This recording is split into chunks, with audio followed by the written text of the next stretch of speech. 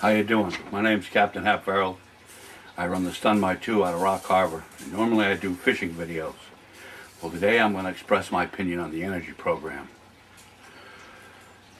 Back in the 70s, we sort of got took by the oil companies and businessmen and such like that when they artificially inflated the prices. There was a little something going on in Saudi Arabia which caused a little interruption in the fuel.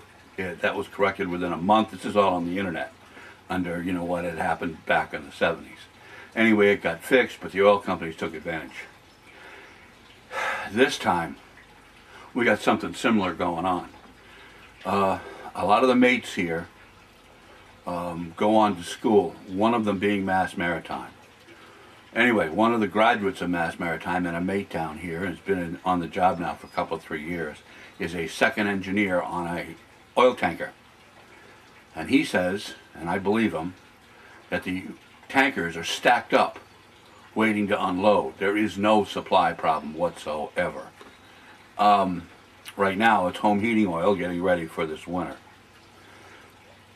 I believe it's a number of different things. I think it's the speculators. The oil companies may be taking advantage of the situation, and the biggest thing, or the two biggest things, are one, the lack of this administration to develop a good energy program and to alleviate the pressure on the oil and our dependency on oil by really not pushing to try to get any alternative modes of transportation. Gasoline and diesel fuel being our biggest consumers of petroleum products, more so than most other things. I think anyway, that's what's driving the price up. The other thing is the habits of the people in this country.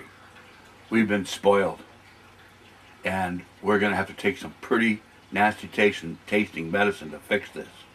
One of which is going to be we're going to have to slow down. We're going to have to conserve our use of oil while we're traveling, because we got to travel, especially go to work. So we're going to have to go back to that 55-mile-an-hour thing. I know a lot of people don't like it, but that's the nasty taste of medicine we're going to have to take. The other is the private sector. The administration and the oil companies and whatever are just going to keep us going this way for a while. The private sector is going to have to get off its butt and do something. Okay, we have two basic modes of transportation other than internal combustion engine. That's electricity, electric cars, and fuel cells. Okay, what we've got to do is in all major malls, shopping centers, and whatever else, provide plug-in capability to plug in an electric car. So if somebody buys one, they know when they go someplace, like to a mall or whatever, that they'll be able to plug theirs in for the time that they're in shopping, because they're usually there for an hour or better. The technology is going to have to be really pushed, and we have the capability of doing this so that we can recharge these batteries faster. We're going to have to get these cars on the road as soon as possible. Fuel cells, we're going to have to develop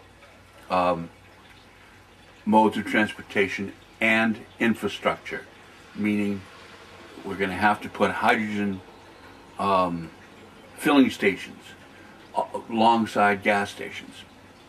The basic theory is this: not everybody can buy these new hybrids and these new low mileage cars or high mileage cars. So, because they'll be fairly expensive, and the ones who do have to be able to know they can use them. We have to get them on the market soon and develop better ones as time goes on, which we will as the market demands. And the next thing we've got to do, in order to create used cars, once we have used cars, the people who don't quite have the money can now buy a used car and get the ball going. And within 15 or 20 years, you'll be totally independent of all gasoline. And we have to get our mileage on our cars up to 35 to 40 miles a gallon, not by 2020, but by the next 3 years. But any one of those things, plus whatever else people can think of, we're going to have to do, and we're going to have to, oil companies don't care, and obviously the administration doesn't care. And the two people who want to get elected now, they seem to have something else in mind that doesn't really solve our problems. Giveaway stuff. This is not going to work. It's going to be up to us to solve this problem.